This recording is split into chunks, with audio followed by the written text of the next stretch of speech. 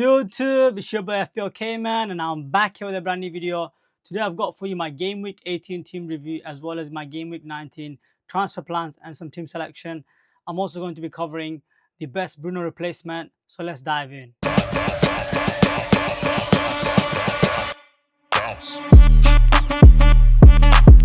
So here you have it for Game Week 18. I had total 65 points, take away the -4, 61 points, all rank 23k, new rank 30k, 7k of red arrow. Unfortunately, 2 red arrows in a row, but can't complain too much considering I did take a big punt in Jesus, and that didn't work out, to be fair. I did take out Jai Pedro, who didn't do anything, to be fair. But at the same time, I'm kind of optimistic because I did see some good things from Jesus. He was really involved in the attack.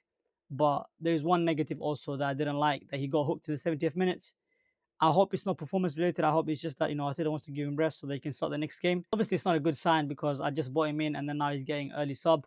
But can't complain too much. And obviously, you got your Mr. Captain Salah, inevitable. He's going to get points. It doesn't really mean anything, to be fair, because I think even when he got that return, I didn't really climb any rank. But, we take that still. And then you got Isak, my new transfer in, did get, 8 points. However, I did sell Cunha, who ended up punishing me for 12 points. I don't know when this guy's going to get banned. Like, come on, it's been, 3 game weeks already? Like, he's going to play till, New Year? It's ridiculous. He's killing my rank. And then, of course, what a good transfer that has been this season. He's been delivering week in, week out. And, of course, double Arsenal defense. That's 2 clean sheets in 3 weeks. Really pleased with them. There is one player, though, however, Trent, who has been disappointing. They did concede to Leicester at home. None of us saw that coming. We were all expecting him to, maybe get a double-digit haul. But that didn't happen. On the other hand, Palmer did deliver versus Fulham, 10 points. Those who actually went differential captain, kudos to you. And then you got Mbimo, another disappointment that didn't deliver. That's 2 game weeks in a row now. After he scored versus Chelsea, that he didn't deliver for me. So I have to maybe, potentially look at moving him, which we'll get into the next section. But overall, quite pleased with this game week. Although it's a small red arrow, can't complain too much. The punt didn't work out, but we move. There's still good fixtures for Arsenal. And I'm hoping, Jesus can get involved with a couple of goals and whatnot. So now let's move on to Game Week 19 transfer plans. So as you guys can see, yes, I'm planning to take up Mbimo for Foden.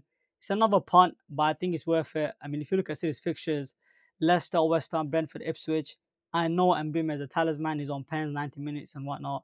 He's also got good fixtures in Game Week 20, followed up with 3 difficult fixtures.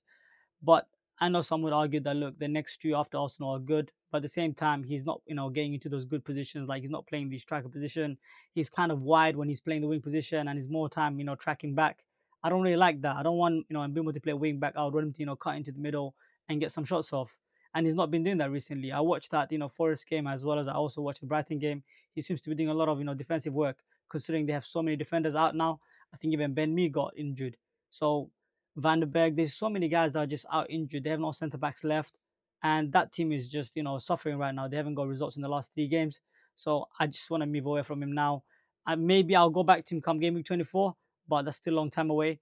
For now, I do see the upside in Foden. I really did like what I saw from him in the Everton game. It was criminal how he didn't get any assists in that game, to be fair. Bernardo, fumbled. Guardiola, hit the post. Like, Foden should have at least 3 assists. And he still got 1 BPS because that's how much of a good performance he put up. So I'm impressed with Foden's performance.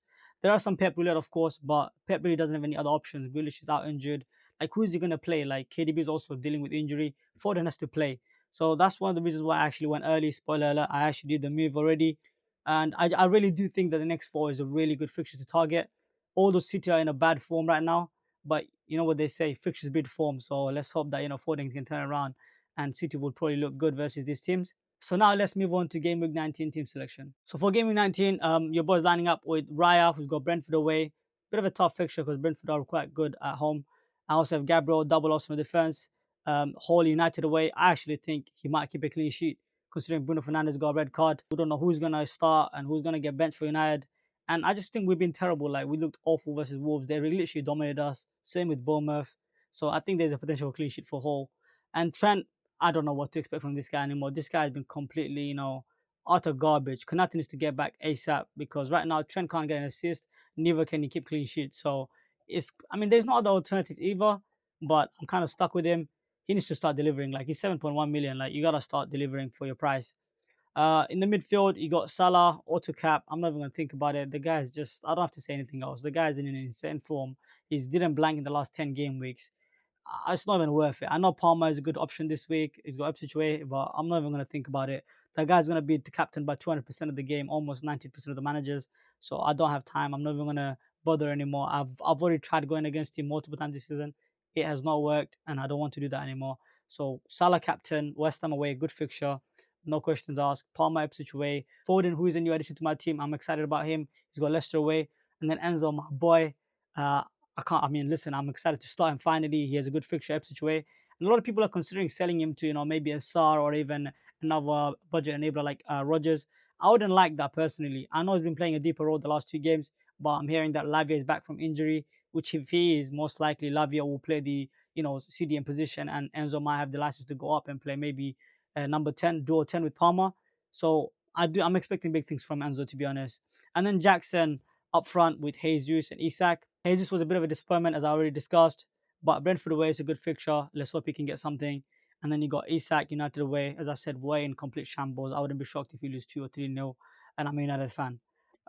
One thing to note, though, with Jackson, he may potentially get benched, considering the fact that, Nkunku is knocking on the door and he wants to get some minutes. These are all speculations at the moment. Nothing is confirmed. But if he is benched, worst case, Ahmad is going to come off the bench for me. But yeah, on the bench, I'm lining up with Fabianski, Ahmad, Burgess, and Greaves. There is a bit of a dilemma maybe between Ahmad or Enzo, but considering the fact that we're in absolute shambles, I would prefer Enzo, and he has a better fixture on paper. And Newcastle also look to be getting back to their old selves, where they were going on a run last season. And this is one of those things with Newcastle. They always have this run. They go on a run every season, and I think this is the time where they do. And I don't want to basically bet against them at this time. But overall, this is how I'm lining up. I currently have no transfers left. I have 0.5 in the bank. I may look to do some upgrade next week, or I might potentially roll. The squad looks pretty good. Maybe I need to do some defensive transfers because I don't have a fourth good defender. But I'm quite happy with my starting 11. So I'm going to keep on rolling like this.